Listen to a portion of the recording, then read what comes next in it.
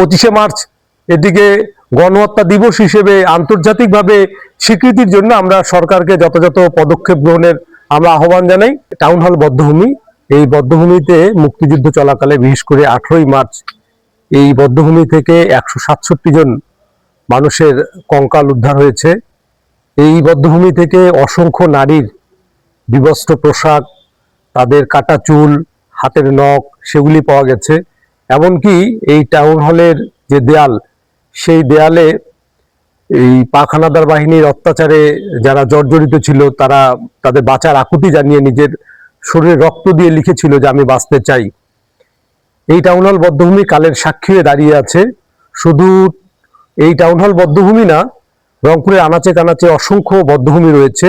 এবং আপনারা জানেন যে 25শে মার্চের যে কাল রাত্রি, এই দিন পাক হানাদার বাহিনী অপারেশন সার্চলাইট ঘোষণা করে সারা বাংলাদেশে তারা একটা হত্যাযজ্ঞ পরিচালনা করে।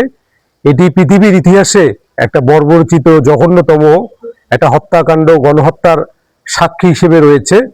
আমরা এই দিবসটিতে আমরা যেটি দাবি জানাই যে রংপুর সহ সারা দেশে যে বধ্যভূমিগুলো রয়েছে সেগুলোকে যথাযথভাবে সংরক্ষণ করতে হবে।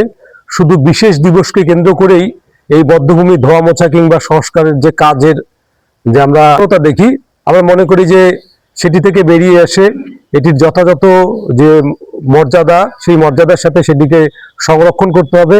পাশাপাশি প্রতিটি বধ্যভূমিতে যারা শহীদ হয়েছে সেই শহীদদের পূর্ণাঙ্গ তালিকা প্রকাশ করতে হবে।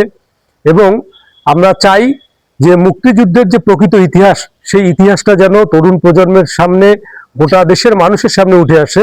কারণ মুক্তিযুদ্ধ পরবর্তী সময়ে আমরা দেখেছি যে এই মুক্তিযুদ্ধের যে ইতিহাস সেটিকে বিকৃত করার যে হীন প্রচেষ্টা সেটি কিন্তু কম হয়নি। যার ফলে কিন্তু যে 71-এর মুক্তিযুদ্ধে গোটা জাতি ঐক্যবদ্ধ হয়েছিল, এখন কিন্তু এই মুক্তিযুদ্ধকে কেন্দ্র করে আবার এর যে ইতিহাস নানাভাবে কিন্তু বিভাজনের যে পায়তারা সেটি কিন্তু আমরা দেখি। এটি খুবই দুঃখজনক এবং খুবই নিন্দনীয়। আমরা মনে করি যে সঠিক ইতিহাস তুলে ধরা দরকার। পাশাপাশি 71-এ যারা আমাদের এই যে স্বাধীনতা বিপক্ষে দাঁড়িয়ে যারা এই পাক হানাদার বাহিনীর সহযোগী ছিল, রাজাকার আলবদর আলসামস, সেই গণহত্যাকারীদের আমরা 25শে মার্চ এটিকে গণহত্যা দিবস হিসেবে আন্তর্জাতিকভাবে স্বীকৃতির জন্য আমরা সরকারকে যথাযথ পদক্ষেপ গ্রহণের আমরা আহ্বান জানাই। এবং আমরা মনে করি যে এই দিবসটি পালন তখনই সার্থক হবে যে 71 সালে যে মহান মুক্তিযুদ্ধ হয়েছিল, যে একটি শোষণ বৈষম্যহীন একটা অসাম্প্রদায়িক গণতান্ত্রিক সমাজ প্রতিষ্ঠার জন্য আমরা কিন্তু দীর্ঘ 55 বছরেও সেই যে কাঙ্ক্ষিত সমাজ, সেই সমাজ কিন্তু আমরা দেখতে পাইনি। সর্বশেষ আপনারা দেখলেন যে জুলাই অভ্যুত্থান সংগঠিত হয়েছে 17 বছরের যে ফ্যাসিবাদী দুঃশাসন, তার বিরুদ্ধে।